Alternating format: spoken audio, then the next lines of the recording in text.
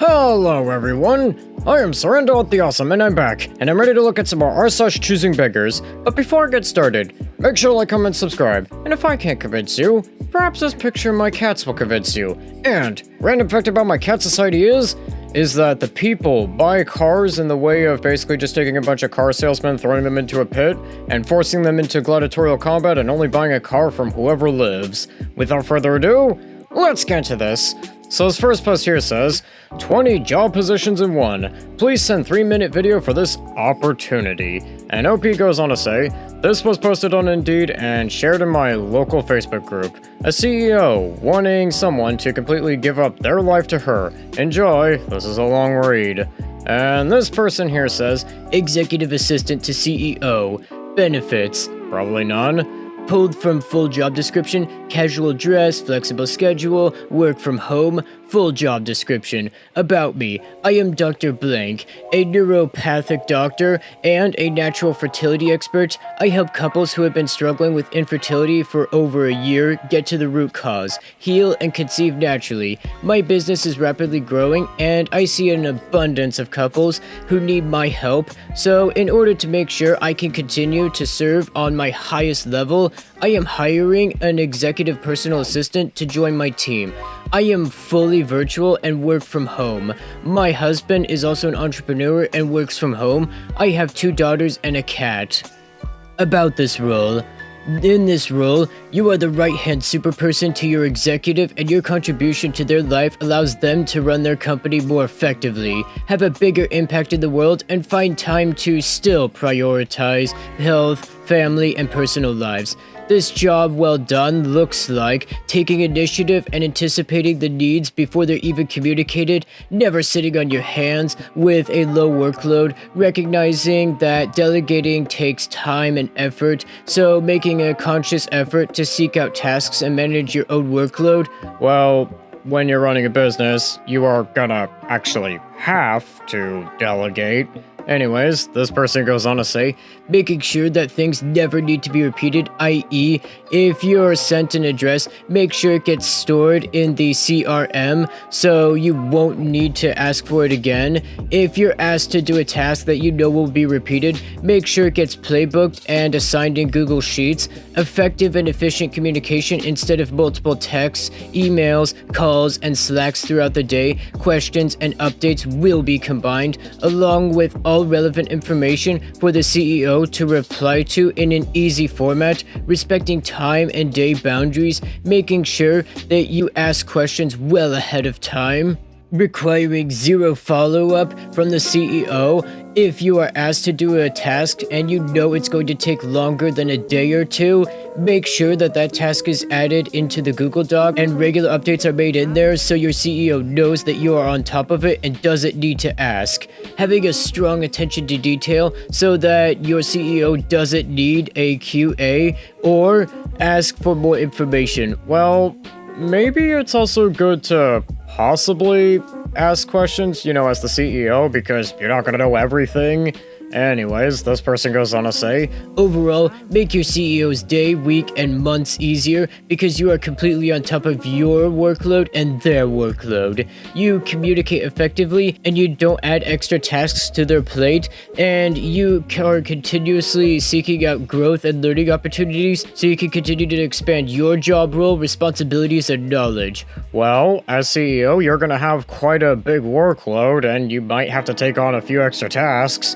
Anyways, this person goes on to say, job description. This role requires support in 2 different areas, executive and personal.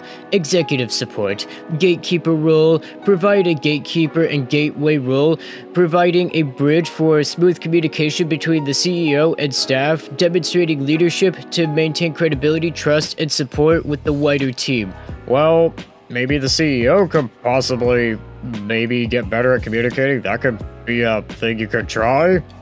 Anyways, this person goes on to say, the team knows and trusts that they can go to you with questions, queries, and tasks, and you're aware of everyone's roles and responsibilities so that you can do the same. You're able to quickly assess how to escalate the situation or answer queries/questions.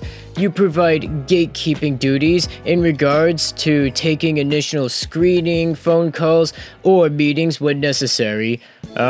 Yeah, that could be like HR job or something like that, which, maybe you could just leave that to one person, or maybe have some people do like 1 or 2 jobs, or 3 maybe. Anyways, this person goes on to say, project management. Act as a project manager to the CEO, making sure that they are on top of their projects and tasks, as well as assigning work to appropriate staff on behalf of the CEO. Ensure that the CEO's direct reports are on top of any project management that relates back to the CEO's tasks and responsibilities. If the CEO is blocked on a task due to another team member falling behind, make sure that the communication channel is open and everyone is aware of how to rectify and move forward effectively. I bet by shaming the person. Anyways, this person goes on to say, project manage your own roles and responsibilities in a clear way so that the CEO can see where each project and task is at. Well, that could maybe be a job that you could do yourself, or I don't know, maybe that could be a job for a whole other department, maybe. Anyways, this person here goes on to say, calendar communication. Assist in the management and organization of the CEO's calendar by scheduling appointments, meetings, engagements, and daily activities, including running errands. Make sure that appointments are scheduled in accordance with the CEO's preference of themed days, meeting lengths, and maximum meeting hours. Proactively review the CEO's calendar to make sure that the upcoming week/month will run smoothly and that there are no scheduling conflicts. This job done well will look like scheduling the CEO's calendar in the exact way they'd schedule it themselves. Well, perhaps the CEO could maybe learn some good time management themselves. Anyways, this person goes on to say, assist in other communications including written, telephone, and voicemail messages, as well as screening calls, taking initial calls, taking messages and meetings, and receiving visitors. Clearing and rescheduling the calendar when necessary, making sure the calendar is color-coded, organized, and titled appropriately with all the necessary details, including added Zoom links. Provide clear communication about what's on your agenda in Slack daily with updates at the beginning and end of each day. Wow. I think the CEO could, perhaps learn that themselves. That's a really good skill to learn. Anyways, this person here goes on to say, emails. Be the primary gatekeeper of the CEO's emails, making sure that at regular intervals throughout the day, anything unimportant or junk is removed, important unread emails are put into appropriate folders, and emails that you're able to reply to are replied to. Well, I think that's something that the CEO should really do themselves. Anyways, this person goes on to say, at 4 p.m. each day, send an update in Slack for email of anything that's been put into folders, which needs the CEO to specifically go in and answer. Well, how do I know which emails need to be answered by the CEO? Anyways, this person goes on to say, anything urgent that needs to be looked at, and a quick list of questions/blockers you have in order to reply to the others. Reporting. Depending on the time of the year and the company prioritization, you'll be asked to prepare reports and send them to the CEO and sometimes leadership team on a frequent basis. In addition to sending relevant company reports, you'll also be expected to send a report at the end of each week detailing where you are with projects, any questions/blockers you have, and what's upcoming.